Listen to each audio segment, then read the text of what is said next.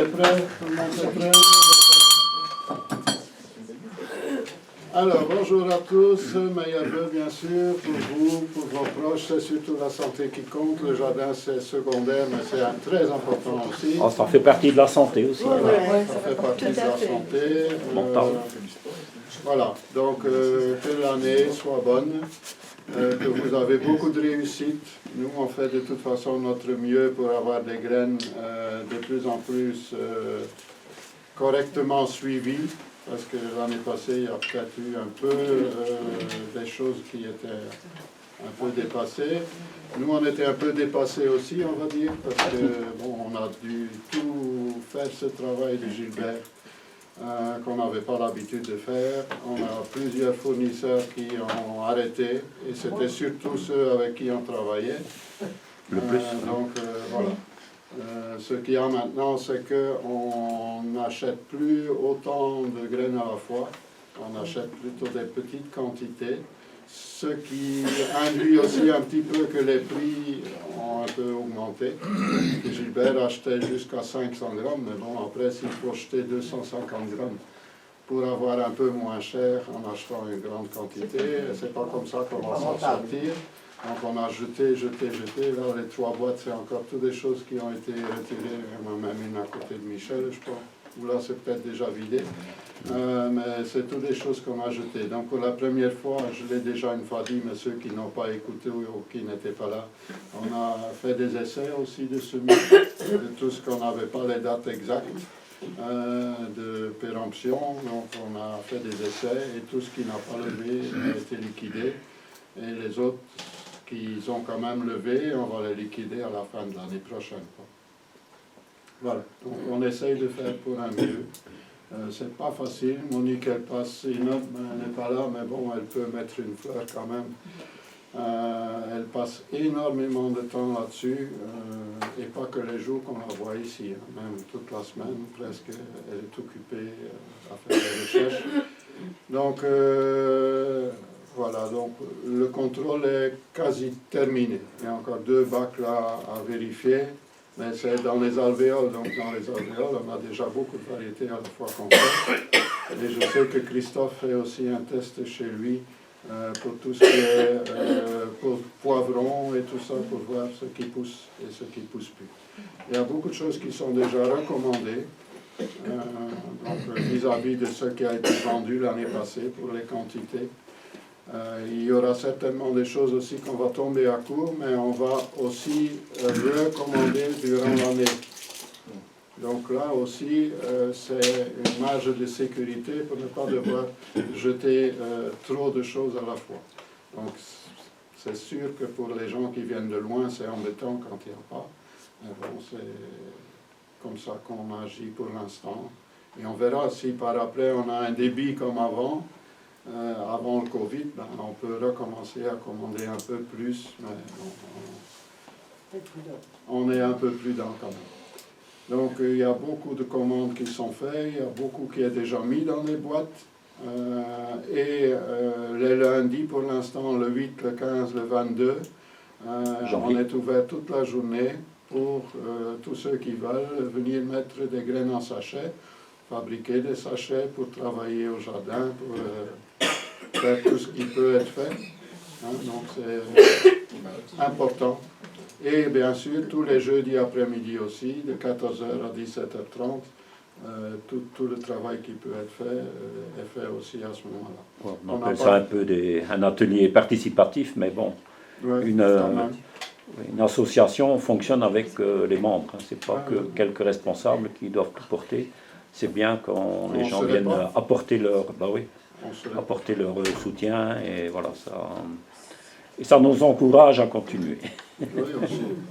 Oui, s'il n'y a plus personne qui vient, c'est pas la peine de continuer. Donc on recrute des bénévoles pour l'administratif, pour l'accueil, pour le jardin, pour la future relève. On n'est pas éternel non plus. Il peut arriver quelque chose à l'un ou à l'autre du jour au lendemain, ça on ne sait pas. Espérons que non. Voilà, les mises en sachet, fabrication des sachets, entretien et rangement. Même celui qui s'ennuie chez lui ils peuvent venir donner un coup de main. Il y a toujours des choses à ranger au jardin, à faire, même si ça ne l'intéresse pas vraiment de faire du jardinage, des rangements ici, etc. Voilà. Il n'y a pas de réunion pour le jardin ornemental, donc pour le jardin fleurs en janvier. Disons que c'est une saison un peu morte. C'est surtout en février qu'on va commencer à semer les fleurs et tout ça. Voilà, donc on a décidé de ne pas en faire. D'habitude, il y a longtemps, on faisait des dias ce jour-là. C'était Raymond, un architecte, mais qui ne vient plus, qui est un peu âgé aussi, qui passait des dias au mois de janvier. Voilà, ça c'est fini. Donc tous les jeudis après-midi, pour celui qui veut, les mises en sachet continuent, discuter, se retrouver. Il y a des gens qui viennent régulièrement, même quand ce n'est pas vraiment le moment de travailler, ben, ils viennent papoter un petit peu, parler un peu, faire un tour dehors. On peut venir pour aider au jardin. Et là, j'insiste, s'il y a des gens qui sont volontaires, encore Christophe qui m'a dit, n'oublie pas de le dire, hein, qu'on a besoin de main. Hein. Donc voilà, même si on ne s'y connaît pas, il y a toujours l'un ou l'autre qui peut expliquer comment faire. Voilà. Oui, Donc, puis il y aura un gros travail à faire, c'est qu'on va remplacer la vache de la toute grande serre. Donc on est occupé de tout dégager et faire avec Christophe. Donc là, ça sera un gros travail parce qu'il y aura un peu des tranchées à faire pour enterrer une bâche. C'est une bâche souple qu'on mettra, qui est un peu moins chère que le rigide, enfin beaucoup moins cher. Donc bon, il y aura un peu plus de main d'œuvre à faire. Donc on va essayer que cette serre soit à nouveau fonctionnelle, qu'il y ait à nouveau de la lumière, qu'on puisse faire des petits semis, et voilà, qu'on puisse quand même montrer des choses, enfin des légumes au moins. Voilà, et voilà, ça sera un bon outil de travail pour l'association. Disons qu'il y a pas mal aussi de choses qui ont été coupées depuis 2 ans à peu près. Il y a un monsieur, Daniel, pour celui qui se rappelle, qui venait toujours quand on distribuait les arbres, qui est venu. Lui, il ne vient plus tellement souvent. Il dit, ah ouais, il y a un bon coup de sécateur ici. Mais bon, Gilbert se rendait compte à la fin aussi qu'il y avait des choses qui prenaient le dessus. Et de temps en temps, lui aussi coupait des arbres, parce que sinon, tout ce qui pousse en dessous n'a plus d'air, n'a plus de lumière. Donc, puis c'est l'hiver, c'est un peu plus nu quand même, hein, c'est chaque fois plus nu. Hein. Oui. En hiver, c'est toujours, ça paraît toujours plus nu qu'en pleine saison. Hein. Mais bon, donc tout ça, c'est encore un peu en chantier. Certains endroits, comme pour la grande serre qu'on va refaire, on a aussi coupé quelques arbres qui prenaient toute la lumière de cette serre-là. On a un qui s'est envolé chez un voisin, donc on a dû aller le rechercher. Bon, heureusement, ce monsieur n'a pas trop fait des histoires. C'est la vie, c'est comme ça. Donc, on peut aussi venir le jeudi pour poser des questions, si on a un souci avec l'une ou l'autre chose. Si on sait, on répondra. On n'est pas non plus Dieu le Père et on ne sait pas tout. On peut se passer des astuces entre nous et souvent on entend ah, moi j'ai fait ça, je suis content, ou moi j'ai fait ça, j'aime pas, ça n'a pas marché, etc. Bien sûr, se fournir en graines ou dans tout ce qui est achat là-bas. Et pour certains, sortir un peu de chez soi aussi. Donc avoir un contact social, c'est très important aussi pour la santé. Voilà, maintenant encore une information, la grève des arbres fruitiers. Donc j'ai eu une réponse des croqueurs de pommes ici du nord de la France. Ça se fera le 16 mars, donc c'est un samedi, à partir de 14 h. Ne soyez pas en retard, parce que je sais que l'année passée, ils ont commencé avant l'heure. Donc voilà. Ben, eux aussi, ils ne veulent peut-être pas que ça se prolonge et ça se prolonge en soirée. Je ne sais pas, il était compressé et il a commencé sûrement à 2 h moins le quart. On est passé. Donc pour les membres qui sont en ordre de cotisation, il y a moyen d'acheter les porte-greffes. Sinon, si on n'est pas membre pour acheter, c'est comme pour tout, il faut se faire membre. Donc le minimum c'est 5 €. Disons qu'on a mis un minimum pour les gens qui ont peut-être dur. Pour les autres, s'ils donnent un petit plus pour notre loyer, notre chauffage, bon, quoique là c'est du bois, mais là-bas c'est du gaz, l'électricité, le téléphone, etc. Le loyer, je pense que j'ai dit. L'assurance, etc., on a besoin un peu de ça. Donc si on sait donner un peu plus, c'est bien. Il y en a aussi qui versent tous les mois 1 ou 2 €. C'est pas mal aussi. Moi, je donne aussi cours en échange, par exemple, là-bas, c'est 12 € l'inscription. Et il n'y a pas le service des graines, etc. Donc, je ne pense pas qu'on est excessivement cher. Les porte-greffes seront à disposition pour les pommiers et les poiriers. Donc, pour les pommiers, j'ai repris celui qu'on a pris l'année passée, Supporter, qui s'appelle. Ou supporter, je ne sais plus, supporter sûrement. C'est un arbre qu'on peut garder petit, mais qui vient un tout petit peu plus grand que ce qu'on prenait avant, le M9.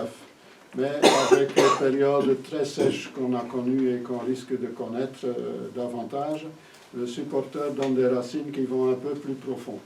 Donc il sera plus résistant. En hauteur, ça peut faire combien? En hauteur, ça dépend du jardinier. Il faut tailler. Ça fait partie des mini-arbres, non?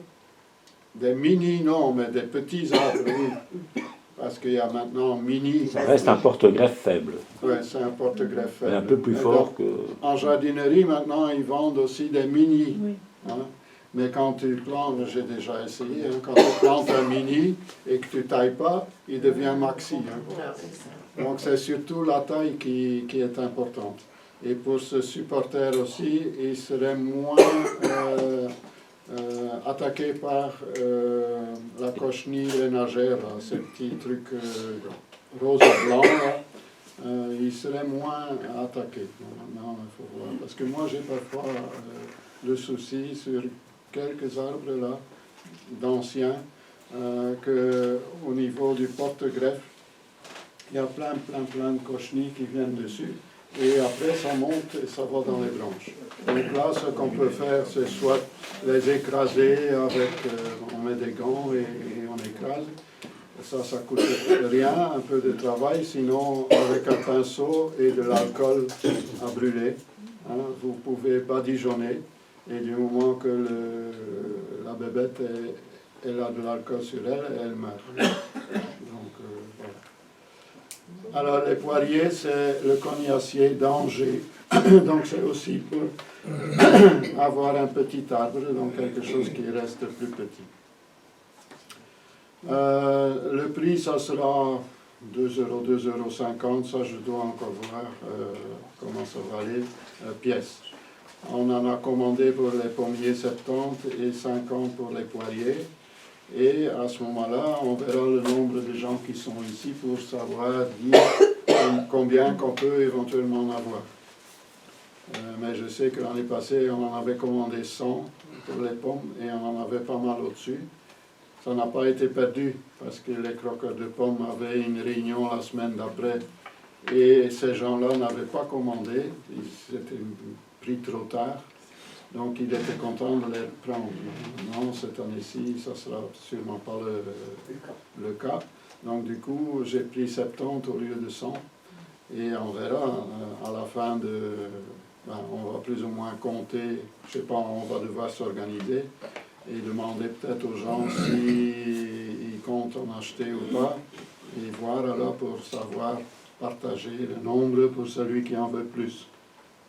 Les greffons seront normalement ramenés par les croqueurs de pommes.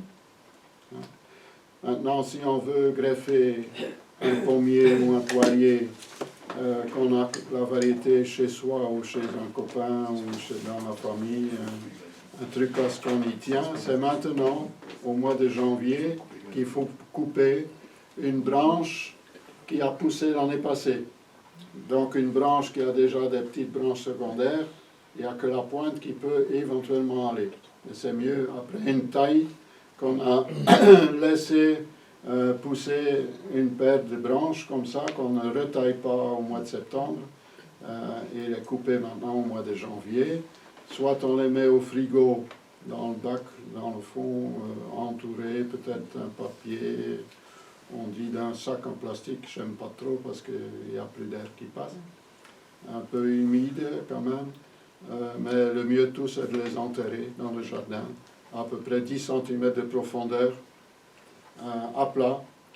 Ouais, il ne faut pas creuser 50 cm pour savoir les mettre debout, hein, ça n'a pas d'importance. Ah non, il y a de l'eau maintenant. Ouais, en plus, ils vont flotter. Donc, à 10 cm de profondeur, un endroit que le soleil ne tape pas trop dessus, donc où ce que ça reste plus ou moins frais. Parce que ce qu'il faut, c'est que le greffon reste en dormance. Il reste vivant, parce que si on le coupe et on le laisse comme ça, il va dessécher, donc il ne sera plus vivant. Mais il ne faut pas qu'il parte en végétation. Donc il ne faut pas que les bourgeons commencent à grossir pour le greffer. Et alors la condition, c'est que les porte-greffes doivent déjà commencer à pomper la sève, eux être en action. Quand on greffe, à ce moment-là, le greffon peut tout de suite recevoir aussi de la sève du porte-greffe. Donc c'est ça le grand principe. Et pas l'inverse, hein. C'est pas le greffon qui doit démarrer avant, parce que le porte-greffe ne va pas alimenter le greffon. Voilà, c'est ça. Oui. En fait, on coupe la branche, une des nouvelles de cette année, de l'année passée, et on met en terre. Oui, tu la couches. Moi, ce que je... Oui, la coucher, parce que si tu as une branche comme ça, s'il faut la mettre droite, il faudra faire un grand trou. Hein. Mais coucher à 10 cm de profondeur, c'est bon. Donc ça n'a pas d'importance que c'est droit ou couché, mais c'est beaucoup. Ouais, tu fais une petite tranchée. Et ça doit être un petit arbre alors, un petit fruitier, ou ça peut être aussi une bastille ou un grand. Ça peut être n'importe Ça peut être n'importe quoi comme arbre en taille. C'est le porte-greffe qui va diriger un peu le volume que ça va venir. Comme nous, on met des porte-greffes assez faibles, donc ça donnera des arbres assez faibles. Ceux qui sont en haute tige ou des très grands arbres, c'est parce que soit ils sont greffés sur un porte-greffe qui fait que ça pousse très fort. Hein, oui, il n'y a pas des greffons pour bastige ou des greffons pour haute tige. Chaque variété réagit quand même, et même chaque individu dans les variétés réagit un petit peu à sa façon. Hein. C'est comme les graines aussi. Parfois les graines ils conserveront 4-5 ans. Et parfois pas, ça dépend comment ils ont été cultivés. Ben, la météo qu'on a eue quand ils ont été cultivés, on le voit parfois, hein, les graines sont fort belles et parfois elles sont un peu chétives, surtout dans les potirons, parfois il y en a qui restent toutes plates, ben, ça ne donnera rien. Hein. Donc les arbres c'est un peu comme ça aussi, hein, chaque individu réagit un peu à sa façon. Voilà, donc vous ramenez ça à ce moment-là, vous les déterrez la veille ou l'avant-veille et vous les ramenez et on peut éventuellement greffer ces variétés-là sur les porte-greffes. On n'a pas fait rentrer des porte-greffes pour les pruniers, les cerisiers, parce que d'habitude c'est très peu demandé, mais ce qu'il y a aussi, c'est qu'eux ils ne ramènent pas des greffons. Donc voilà, à ce moment-là, on reste plus ou moins avec. Et cela coûte souvent beaucoup plus cher. C'est souvent 3-4 euros pièce quoi, déjà. Donc voilà, si jamais maintenant il y a quelqu'un vraiment qui veut en avoir une certaine quantité, il peut le dire, mais dépêchez-vous alors, parce que la commande est déjà partie. Mais bon, c'est pas encore définitivement clos. Mais c'est très urgent, sans garantie que je vais les avoir. Voilà, je pense que là j'ai plus ou moins dit ce qu'il fallait dire. Donc, si jamais vous avez une variété et vous n'avez pas maintenant les tiges qu'il faut pour greffer, ben, il faut savoir qu'au mois de mai, même un arbre qui est à taille adulte ne fait souvent plus ces jeunes tiges, ne pousse plus que un peu comme un bonsaï qui reste plus ou moins, surtout les hautes tiges. Donc à ce moment-là, en été, au mois de mai, on coupe dans une grande branche et là, il va y avoir une nouvelle prolongation qui va se faire et c'est ça qu'on va utiliser alors l'année d'après pour faire les greffes. Donc, parfois qu'on a maintenant une vieille variété de papy et de mamie, et si on est déjà papy-mamie, ça fait déjà des vieux arbres, et qu'on a quand même envie de garder ça, ben, et qu'on n'a pas les greffons qu'on peut couper, il faut agir comme ça.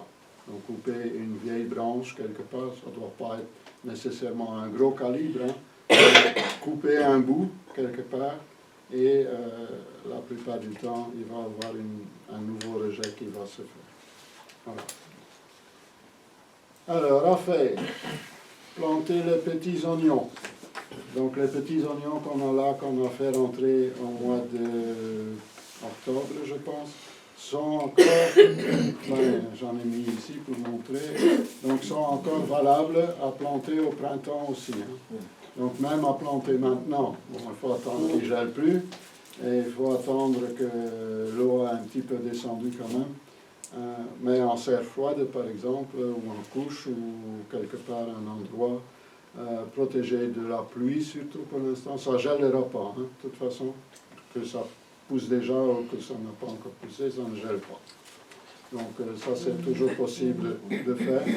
Donc c'est pour avoir des oignons plus tôt. Hein, oui, mais qui vont conserver, à mon avis, à peu près comme les autres. Si on les sème et qu'on met des tunnels plastiques, c'est valable? Oui. Mais bon, c'est pas... C'est surtout l'humidité maintenant hein, qui peut poser problème, surtout cette année-ci. Hein. Mais sinon, ça ne craint pas du tout le froid, ça craint un peu l'humidité et le froid, les deux en même temps. Donc si on a un terrain qui est vite inondé, il ne faut peut-être pas planter avant l'hiver. Attendez peut-être alors février, mars. Mais si vous avez une terre qui se ressuit plus ou moins correctement, il n'y a pas de souci. Pour les petits oignons, bon, il y en a parfois des plus gros, il y en a parfois des plus petits. Le meilleur résultat, c'est les petits.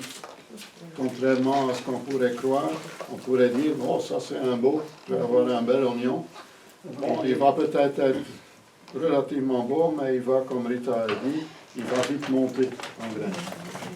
Donc les plus petits, ce sont les meilleurs pour planter. Ceux qui ici, on a un petit bout. Comment? On ne va pas jeter les gros. On ne va pas jeter les gros, on va les mettre, mais on va peut-être les manger plutôt en verre. Et les utiliser. Mais dès que, et c'est valable aussi pour l'ail, les oignons, les échalotes, dès qu'il y a une hampe florale qui vient, ben on coupe la hampe florale et il va plus ou moins continuer à pousser correctement. Mais il faut le faire assez vite. Dès qu'on voit une petite tige avec un petit bout là, on coupe et ça va en principe marcher et avoir un bel oignon. Il faut couper la tête ou il faut couper les dents en bas du pied? Ah, il faut, c'est mieux couper toute la tige, toute la tige. Pas tout couper la verdure, hein, la tige. Bon, c'est mieux à la base. Bon, moi aussi, parfois, pour aller vite, je casse le haut. Je ne sais pas si c'est important de couper jusqu'en bas, mais c'est peut-être mieux. Pour l'ail, donc maintenant au printemps, c'est l'ail de rattrapage comme on appelle. Logiquement, l'ail devrait être planté. C'est la même chose, hein. Dès qu'on voit qu'il y en a qui commencent à faire pour monter, on peut aussi couper la future fleur, quoi, hein. Mais là, ce n'est pas comme les petits oignons, ce ne sont pas les plus petits qui seront les meilleurs, pour les échalotes non plus. Donc là, les plus gros, donneront le plus de cailleux autour et les plus belles têtes, quoi, hein. Donc il faut faire la distinction entre oignons, échalotes et ail à ce niveau-là. Surtout pas donner d'engrais azotés. Donc l'engrais qu'on peut donner, c'est les cendres de bois. Donc là, il y a des oligo-éléments, il y a de la potasse surtout, il y a un petit peu de calcium, de calcaire dedans, et il n'y a pas d'azote, quoi, hein. Bon, sinon, on peut donner un petit peu de poudre d'os ou des choses comme ça. Là, il y a des algues marines. Là, il y a un petit peu d'azote dans la poudre d'os, mais très peu. Voilà. Surtout pas du fumier frais et tout ça, parce que comme ici, moi aussi, quand on a des animaux, à partir de l'automne, quand j'ai des bandes où il n'y a pas grand-chose, ben, le fumier, il va là-dessus, mais là où je vais planter des pommes de terre et des choses qui, le poireau et les choses qui ont besoin, les choux éventuellement, qui ont besoin de beaucoup de nourriture. Mais surtout pas là où on va mettre les oignons, les échalotes, l'ail et les petits pois, les haricots. Ça c'est surtout ceux-là, il y en a d'autres, hein, mais c'est surtout ceux-là qui n'ont pas besoin de beaucoup d'azote. Là on va attraper des choses avec plein de feuillage et pas, les fleurs vont tomber, par exemple aux petits pois et aux haricots. Voilà. Et donc l'azote est indispensable, mais il en reste toujours suffisant des années précédentes dans le sol pour ce genre de plantes-là. Mais c'est indispensable, sans azote, il n'y a rien qui pousse, hein. Mais bon, voilà. L'ail des éléphants, c'est tout à fait autre chose.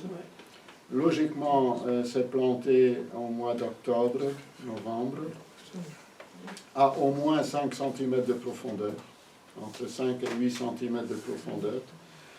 Là, la tige florale, on ne doit pas la couper, parce que ça n'a pas d'influence, ou très peu, sur les cailleux qui vont se former dans le sol. Mais le grand avantage, c'est que ça va nourrir les abeilles sauvages, les boutons, et d'autres pollinisateurs qui vont être dans le jardin, du coup, pour polliniser les autres choses. Ce que j'ai fait, moi, peut-être que c'est une bêtise, mais j'avais mis des haricots. Et entre eux, j'ai coupé pour dire qu'il n'y avait plus rien. J'ai planté des oignons, des semés des oignons. Je les ai piqués entre mes haricots. Mais j'ai vu que normalement ça ne se fait pas. Ouais, l'haricot fabrique de l'azote. Pour l'instant, ils ont l'air de bien se porter. Sur les racines, c'est de Il y a des l'azote. mildiou. Bon, je ne pense pas que ça soit dramatique. Il n'y aura pas autant d'azote que si on met du fumier frais, par Oui, non, exemple. il n'y a rien eu. L'herbe coupée, c'est de l'azote aussi. L'herbe coupée, il y a de l'azote dedans aussi. Mais bon, ça disparaît si on mélange avec des feuilles, etc. Si on met du... Ben, ça, c'est un peu la théorie que Michel il parle sur le compostage. Hein, donc, si on met du vert ou du brun, comme on dit, hein, le brun, il a besoin de beaucoup d'azote, donc il va pomper alors l'azote en excès, qui vient éventuellement de la pelouse qu'on a mis, etc. Voilà, donc ça je vais laisser à Michel pour tout à l'heure pour expliquer ça plus en détail, parce que lui fait la suite du mois passé, un peu sur les compostages. Ne pas oublier bien sûr de rentrer ses plants de pommes de terre, parce que moi je les laisse dehors, c'est sous abri, et ici hier soir j'ai tout rentré. Moi 5. Aujourd'hui, par ici, en tout cas, il n'y a pas encore gelé, hein, mais à partir de demain, pendant quelques jours, et il parle de -5, ça dépend quelle météo qu'on regarde. Il y en a qui sont bavards. Hein. Ça dépend quelle météo qu'on regarde, mais si sur nos télés, donc nos télés c'est régional par ici, il parle quand même déjà de -7. Bon, maintenant, Pour Il Il faut regarder faut pas se fier, ouais. à la TV BFM Grand Lille. Là, ils donnent et c'est généralement plus juste pour nos régions. Météo agricole. Donc voilà, mais bon, eux, ils ne sont pas non plus garantis d'une surprise. Hein.